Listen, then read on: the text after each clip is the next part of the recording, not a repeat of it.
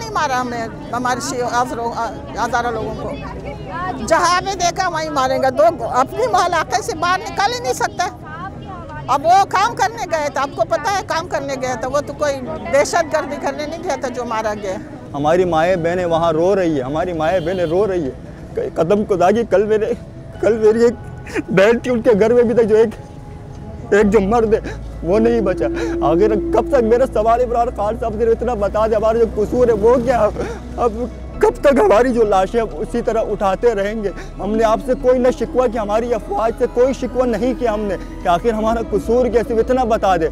कल के वाक़े जो हमारी जो दाइश है उन्होंने ये एक्सेप्ट किया, और हमारी जो ISI 3 सालों से कह रही है पाकिस्तान में ISIS का जो दाइश उनका नाम व निशान तक नहीं है, तो इन्होंने जो रिस्पॉन्सिबिलिटी एक्सेप्ट की, तो आखिर दाइश आई कहाँ से? आसमान से उतर के आई है या ज़मीन से?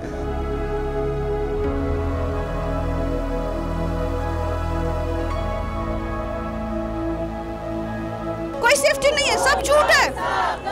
अभी एक चेक पोस्ट पे जो हमारे कोयटा में हमारे इलाके में जो गाड़ियां जा रही है कैंट गेट के पास है, बिल्कुल वहाँ पे इतने सिक्योरिटी है कि एक चींटी नहीं गुजर सकती। वहाँ से लैंड क्रूजर से बड़ी हुई गाड़ी गुजर जाती है, ब्लास्ट हो जाती है हमारे अपने एरिया में। फिर हमारी बहुत चेकिंग हो रही है, हम लोगों की चेकिंग हो रही है।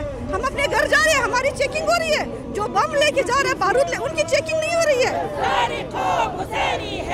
हम चीख रहे हैं कि कातिलों को कैफर किरदार तक क्यों पहुंचाया नहीं जा रहा। इनके पीछे जो भी अनासिर है, अभी कुछ का कहना है कि इसराइल है कि इंडिया है, जो कोई भी, हमें उनसे सरोकार नहीं है। हमारा सवाल रियासती इदारों से है कि वो तहफ़्फ़ुज़ हमें क्यों फराहम नहीं करते और हम इस तरह से क्यों मारे जा रहे हैं। और आज तक जो है कुछ रिपोर्ट्स में 1000 है, 2000 है, लेकिन जेनवन जो हज़ारा कब्रिस्तान अगर आप लोग विज़िट करें, 3000 से ऊपर बंदे जो है इन 20 सालों में टारगेट किलिंग में हमारे मारे जा चुके हैं। अब मज़ीद और कितनी लाशें गिरनी हैं, हमने और कितने घर उजाड़ने हैं।